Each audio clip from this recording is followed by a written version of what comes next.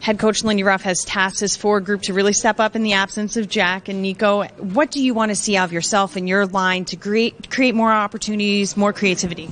Yeah, I think just, going out there right from the puck drop and play hard. I think that's, playing against a really good defensive team. So you got to earn your offensive chances, but, you got to play hard and honest in all 3 zones. And, we got to have a connected effort there tonight to beat a team. They're a good hockey team. So I think for us is just, taking shift by shift and just, have the right mentality. Go into this game and try to win every battle, try to win every shift. For you, 3 goals in the last 5 games. What's starting to heat up with your offensive production? I think just going to the net. I think that's where you get your goals, and I think we got to do a better job overall, myself and the whole team in creating offense, especially 5-on-5. That's where, sometimes just small things that can create that offense, like going to the net and also finding those loose pucks. So I think that's it starts in the defensive zone and playing the right way, and then you get on the offensive zone. So just working for it and making play by play. What are some of those things that can unlock the 5-on-5? You talked about details. What specifically are some of those things? Yeah, just once you're in your D zone, you got to win your battles to go on the offense. So you can't go into the D zone and thinking about the offense. You got to make the play that's ahead of you and win the battle that's ahead of you. So I think it starts with the 50-50 battles. We've got to be really hard and obviously limit your time and space in our zone all over the ice and skate. I think that's a big thing for us. We're a fast team, so we got to use our legs. Right off the start, we can't wait. We can't try to ease in the game. We got to get right on it and be ready right from the puck drop. Has that 50-50 battle been missing more than you would like to see from this team? Yeah, I think the consistency over 60 minutes. Like last game, we started it too late, so you got to go out there right away and be mentally prepared. Just play a simple and hard game and skate and earn those chances in the offensive zone. So I think that's a key factor for us tonight. When guys like Jack and Nico are out of the lineup, Timo, does it help a little bit maybe in terms of becoming a New Jersey Devil, not being one of the guys, but now being counted as one of the glue guys on this hockey club? I mean, everybody tries to make a difference out there. We know they're 2 superstars, and obviously we miss them, but I think it's a chance for everybody to step up and show what they're capable of. And the most important thing is we want to win. I mean, there's going to be times where we're missing guys, so just next man up and just play as good as you can for the team and help the team be successful. And we want to get that win tonight, and with everybody that we have, I feel we feel confident with the guys we have. So we just got to go out there and battle. Chance to cross paths with another member of the Swiss Army in the National Hockey League. Have you had some memorable run-ins with Nino Niederreiter over the years? Yeah, he's a good hockey player. He's big guy. So I think for us Swiss guys, it's always nice when we face each other. So us 3 Swiss guys playing against Nino tonight, we obviously want to come out on top and win this game. Luke, we saw you skating with Dougie Hamilton. Lindy Ruff said yesterday this might be a more offensive D pairing. What do you want to contribute with Dougie tonight? Yeah, I think just getting in the puck, he's got a big shot, and using each other when they're open and just playing our game. So, I can play the right, play the left, can play anywhere in the lineup, and same with our D-core, which is great. When you look at the 5-on-5 play, something that we keep hearing is we want to be connected. What's that next step that the Devils need to face to become a connected 5-man unit? Yeah, I mean, I think, our special teams have been really good, and, we need our 5-on-5 game to improve a bit. Get, more goals 5-on-5, and, whether that's on the rush or in zone. And, I think we just got to be better as a team and keep going. The Jets have a couple players who are really standing out as a defenseman. What do you guys target in on when you're facing this Winnipeg team tonight? Yeah, I mean, I think, they're really skilled. They got some guys that are really skilled, really fast, and you definitely got to watch out for those guys. So. The way circumstances have kind of worked out, Luke, do you find that maybe you're a little further ahead of schedule where you thought you might be on this Devils defense than, as just said, getting a chance to play with Dougie on the number one pairing? Yeah, I think things change so much, and I'm just trying to get better every day and grow my game and grow my confidence in the coaches and in my teammates, and just do my part to help this team win. Yeah, when you're on the number one pairing, there's no getting sheltered. Maybe on the third there's a little bit of more of a chance for that. So what kind of things are you preparing yourself for with this added responsibility? I don't know. I think, I just got to play my game and, play the same way, be good defensively and then just do my thing offensively. So, I don't know if there's a big, crazy change or anything like that, but just playing my game. Yeah, it's still less than 20 games, but is it enough of a sample size, Luke, for your read on what you've seen from the National Hockey League so far? Was it what you expected? Have there been some surprises along the way? Yeah, I got a taste in playoffs, and that's probably the hardest hockey you'll play. So, this is obviously, I'm new, but, not a crazy thing. I think for me, it's just getting better every day and getting more comfortable, getting to know my teammates' tendencies, and kind of just trying to start to grow my game a bit and get better. So, we saw you on that second line. What do you want to bring with Toffoli and Mercer if you play with them tonight? I want to bring a lot of creativity out there. We're three really offensive gifted players, so produce a lot of offense and hopefully bury some goals. With your development this season, I know we've talked a lot about it, but where do you feel like you are at with your game, and where's the biggest developments you've seen in the first 12, 13 games? Just trying to take steps all the time, play a more confident game style, handling the pucks better, make better plays. So I feel like I'm taking steps, but I got a way to be a better player as well. We hear a lot about being connected, and this group is still searching to be a five-man unit out there. What do you think is missing, and what can be the next step? I think it's just when you play with each other a lot of time, you get more connected, you get better chemistry. So I think that's going to come with time. It's not something really you can rush, but of course you wanted to rush it up a little bit. The Jets are a team that have really been holding their opponents to 3 or less in their last few games here. What do you all know with that information? What's the game plan to attack that and beat that 3 number? Just play our kind of game style, I feel like. We are a very fast team, so use that to our advantage. Try to create a lot of offense. Like you said, they haven't let him that many goals, so put a lot of pucks to the net, and hopefully good things will happen then.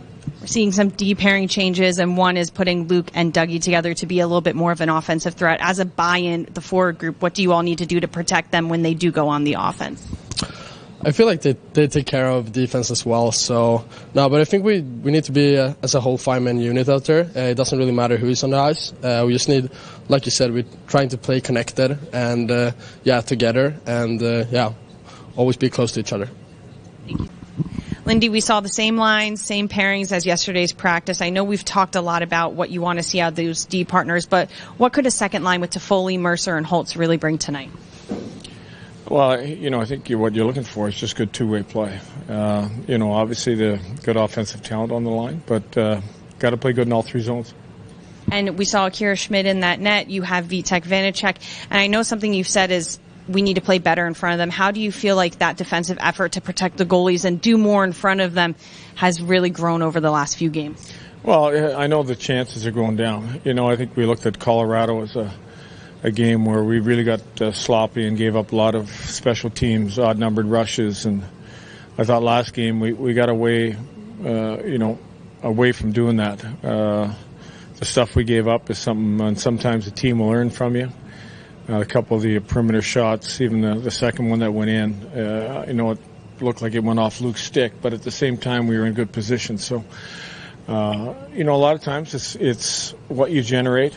But on the other side of it, it's what you give up, too. Now, breaking down every decision that you've made, in general, what do you like about, or what do you hope to see from these pairings? I mean, you just don't throw names against the wall and see what sticks. You had a thought process. What is it about with the changes you made on the blue line? Well, I think when you look at some of the games we've been down and we've gone to that pair, the Hughes-Hamilton pair, it's been a good pair that's played with our offensive lines and helped generate opportunities. So first and foremost, that what we're looking at, I think Siegs has done a good job of defending.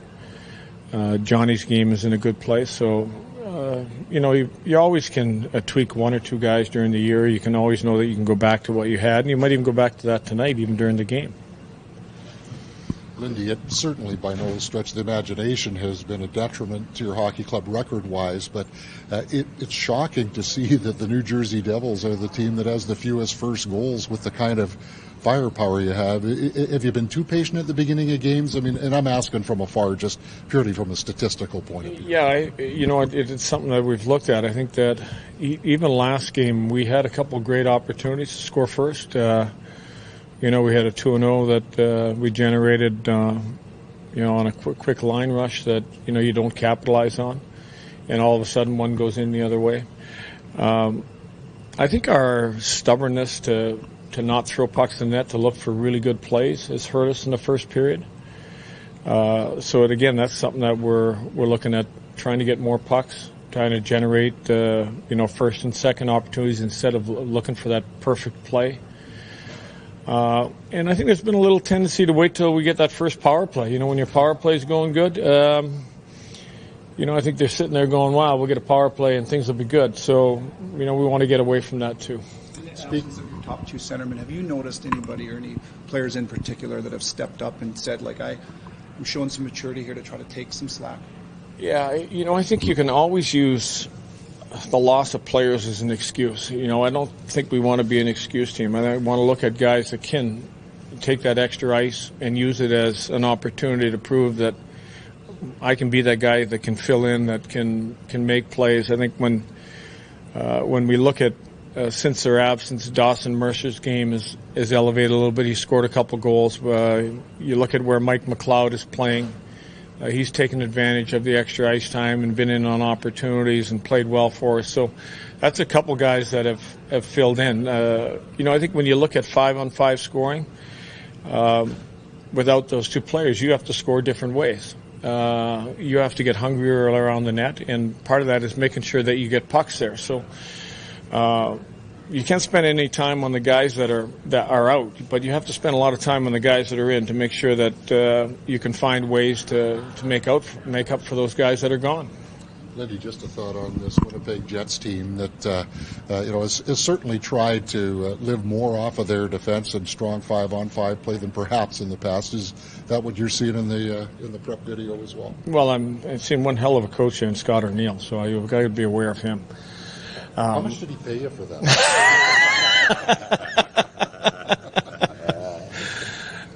He's a good friend and an old teammate. So, I think that every team has to have a background of good defense. I think that was our success last year. You have to play well. We stumbled in Colorado after, playing two pretty solid games, Chicago and St. Louis. Didn't take advantage of our offensive opportunities, but we were in a 2-1 game in St. Louis. And it has to be the background of all your play. And we want to be that team that teams that go, man, they're playing well away from the puck. They're tough to play against. Just going back with Scott, when you called him that year in Buffalo, why was it important to have him on your staff? Just a rock solid guy, a guy that good communicator, a guy that spends a lot of time at the game, understands both sides of the game. Was penalty killer, was a power play guy. And just a good person. I think you surround yourself with hardworking personnel, a guy that can communicate with all types of players, and usually that's a recipe for success. How have you seen him grow over the years? I think with working with all the different personnel he's worked with, you can always take a little bit from everybody you've been around, from all the head coaches, from the assistant coaches you've been around, and I think the ability to grasp something out of teams that you've played for and fall back or try to help the current team you're playing with because of where you've been at and the type of personnel you had. I think he uses all those experiences to make himself better, but make the team better.